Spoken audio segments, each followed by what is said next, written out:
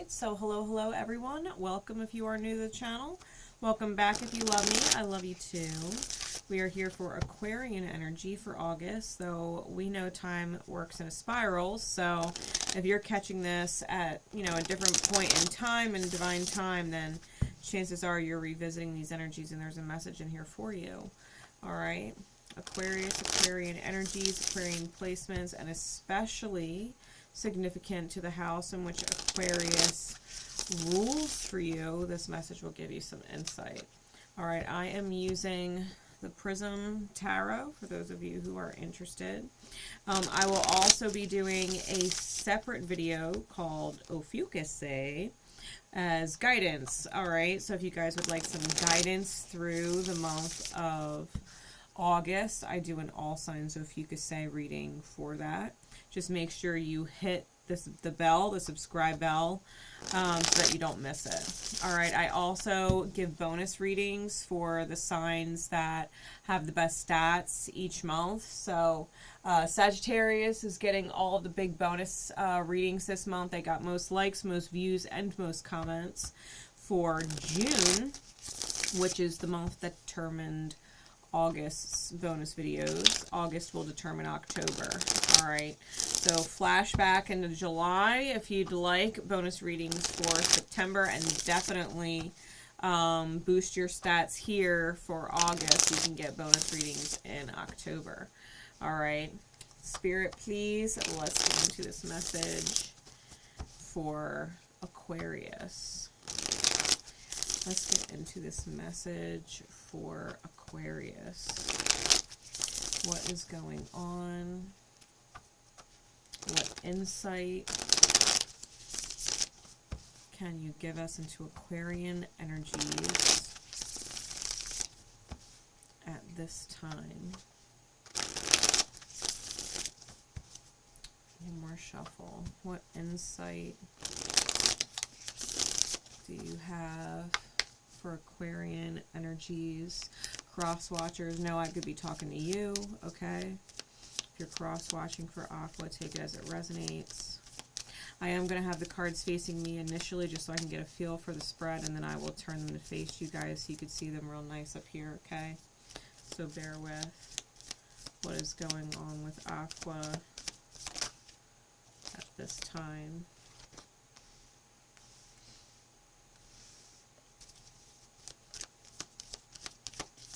What else?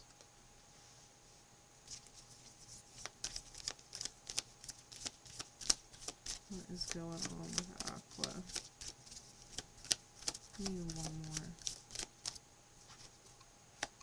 more. Alright. Clarities, please. Oracle of Clouds is clarifying the Chariot.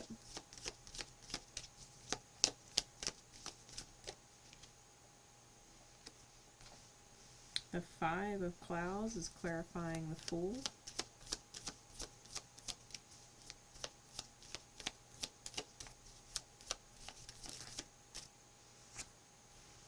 Four of Clouds is clarifying the Five of Lightning.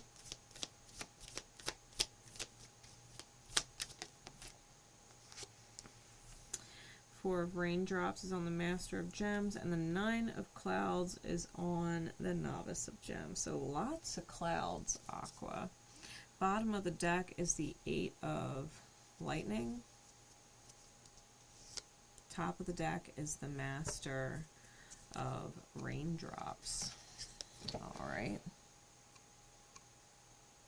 So Aqua. With the top and bottom of the deck being the Eight of Lightning and the Master of Raindrops, I think the emotional intelligence factor, right? Because we have emotional maturity here with the King of Water, which is the King of Cups, right? King of Raindrops.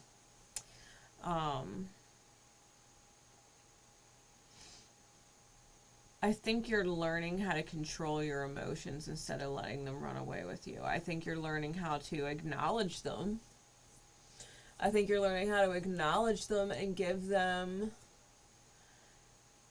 a space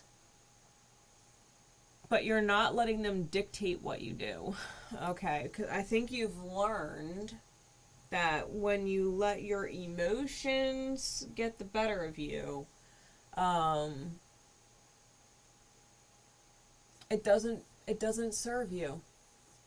It doesn't serve you. The Eight of Lightning is spirit talking to you and pinging you, right? It's pinging you in a specific direction. And it's the Oracle of Gems, practicality. Like, things have to make sense.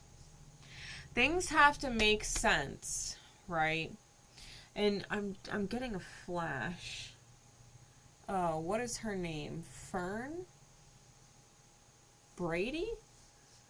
She's a comedian. I don't know why I'm getting pinged to this, but she spoke about, I was watching, yeah, Fern Brady. I was watching one of her stand-ups. She's great. Okay. She's great. She was talking about how she doesn't date out of her class. That she doesn't date out of her class. She won't date richer. She won't date poorer. She dates within her class. And I thought it was interesting because the idea that I just had, like, if you're dating someone who is outclassing you or is out of your league, you are putting yourself in a position to be tempted into insecurity, right? Because you know they could definitely choose better than you. So if we're talking about not actual class, right? Like middle class, low class, high class, whatever.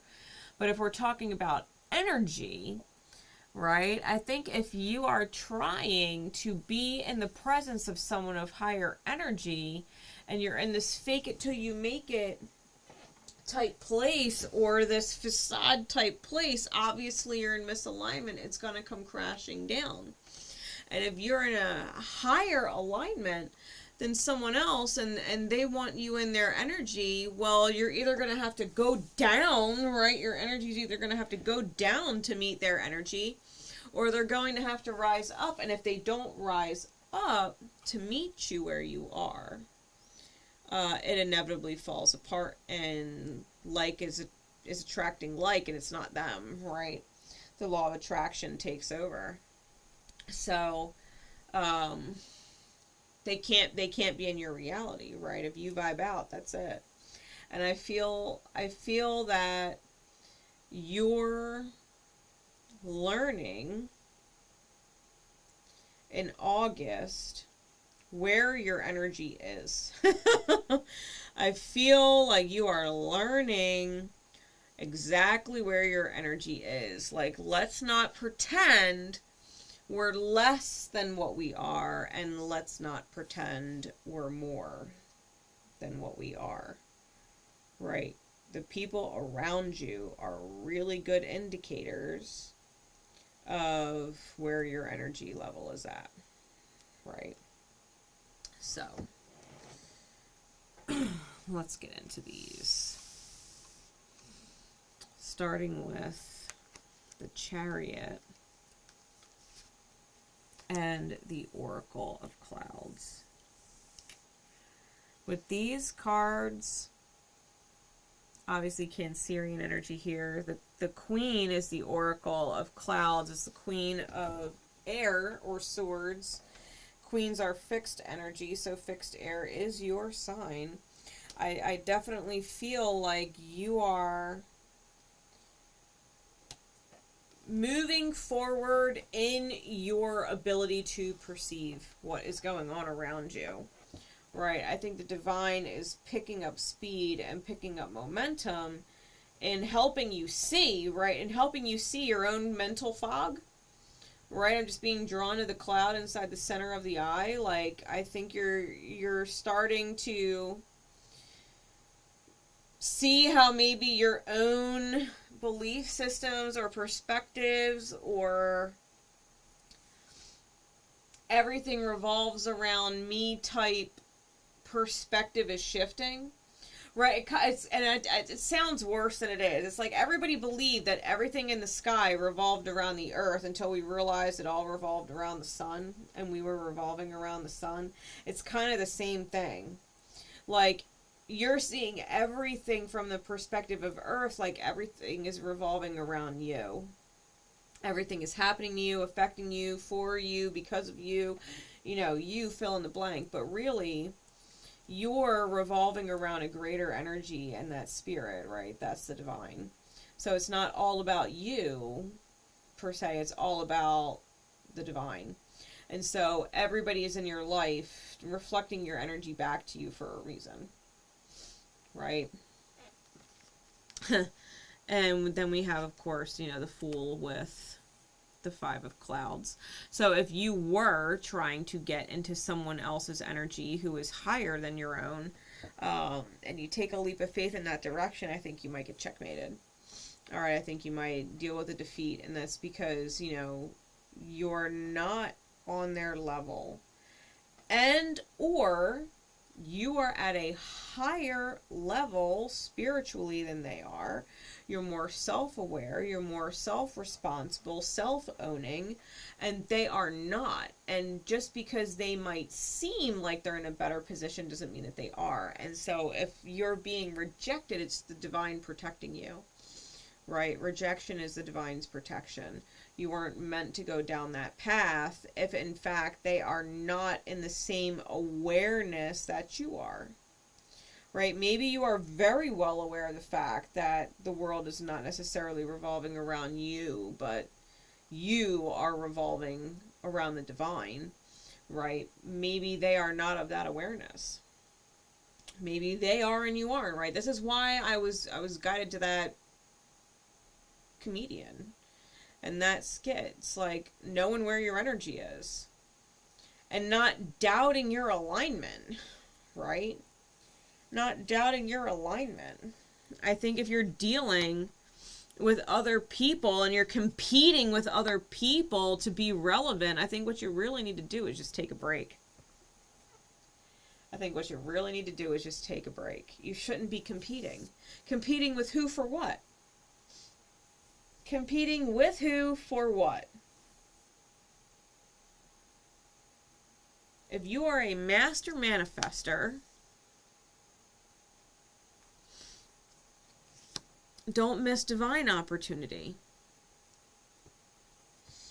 It's all about divine opportunity. I think if anything, Aqua, you're holding yourself back because of anxiety. Right? If you're not leveling up and you're not able to get inside the world of someone else, especially if they are higher in alignment, right? And you're like, why can't I get there? Why can't I be in alignment with them, right? Why is it so hard? Maybe stop focusing on them, right? Maybe focus on yourself a little bit more and take your focus off of them. Because sovereignty is the key. If you're focused on them and wanting something out there, then what you really need to do is look in that mirror and say, okay, I want something outside of myself so bad that I'm not focusing on me. Which means there's a part of spirit that wants you to focus on it within the self so bad, right, that it's manifesting as this experience in the outer. There's a part of you that needs to be focused on. And so for August, if you're having anxiety, it's because you're fully capable of learning a skill and you're trying to take shortcuts. You're trying to take shortcuts. You just want it, and you want the divine confirmation that you are where you think you are. But people are either in your reality or they're not. People are either in your reality or they're not. And if you know they're of high alignment, if you know they are, and you can't connect with them, how did you block yourself? How did you block yourself with your belief systems or your perspectives or your energy, right? The vibration that you have going out. How did you end up blocked? that you can't connect with high energy? How did you lose it? Where is your energetic state? Take a look in the world around you and who's in your energy, because that is a clear indication of where you are with your energy. You know, there was a time in my journey, and I'll say this in brief, there was a time in my journey where I would have really long stretches of feeling really aware of self, right? Really in alignment. And then all of a sudden something would break that sovereignty, and I'd end up in a foul mood or completely upset or really sad or really pissed off. And then all of a sudden someone I hadn't spoken to in the longest time would connect with me. And it's like I had to be in that shitty energy for them to connect with me. And as soon as I picked myself up, as soon as I was fine, and I remembered who I was and what I'm doing and what's important, and I'm not separate from the divine. The divine loves me. Everything happens for a reason, right? As soon as I pulled my energy back up, that person that connected with me wouldn't want to connect with me anymore, because they weren't getting whatever they needed. Every time. And then I'd end up hearing from someone like Tanya, which is my soul sister from another mister. And I always know if me and Tanya can connect, then I'm good. she's my gauge. She's my gauge. I'm a Sagittarius stellium, Cancer moon and rising, and she's a Cancer sun and a Sag rising. So if I can't connect with Tanya, something's wrong. You know, someone's energy's fuckered up. Make sure that you're aware of who's connecting to you and when. Where is your energy at? What are you feeling through when they're connecting with you? Because if you feel like crap and they're connecting with you, their energy's crap. They're going to perpetuate and continue to let you ruminate in your own crap. Who are you missing out on when you're feeling like crap? Because those are your high alignment people. Alright. Aquarius, I love you. I will catch you in Ophiuchus. Don't forget to hit the bell so that you don't miss it. And drop likes and leave comments so you can get your bonus readings. Plus, of course, it obviously really helps me and the channel grow, and I greatly appreciate it. So until next time, guys, I love you.